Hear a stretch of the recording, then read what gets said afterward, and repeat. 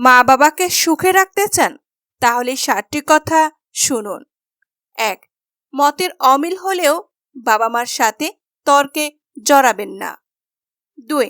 তাদের সাথে দমকের সুরে কথা বলবেন না। মা বাবার যে কোনো প্রশ্নের উত্তর বিনয়ের সঙ্গে দিন। 3. বয়স বাড়লে মানুষ দ্বিতীয় শৈশবে চলে যায়। এ সময় তাদের প্রতি সহমর্মী হন, নির্দয় হবেন না। 4. শিশু বয়সে তারা আপনাকে যেভাবে আগলে রেখেছে সেভাবে তাদেরকে আগলে রাখুন। বোঝা মনে করে তাদেরকে বৃদ্ধাশ্রমে পাঠানোর কথা ভুলেও চিন্তা করবেন না। 5. পারিবারিক গুরুত্বপূর্ণ বিষয় তাদের সঙ্গে আলাপ করার সময় আগ বাড়িয়ে কথা বলবেন না। তাদের মতামতকে গুরুত্ব দিন। 6. যে কোনো কাজে যাওয়ার আগে তাদের পরামর্শ ও দোয়া নিন।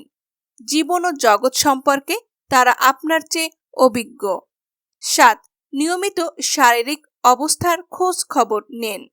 অসুস্থ হলে যথাসাধ্য চিকিৎসার ব্যবস্থা করুন। আশা করি কাজগুলি করলে আপনি আপনার মা বাবাকে সুখী এবং খুশি রাখতে পারবেন।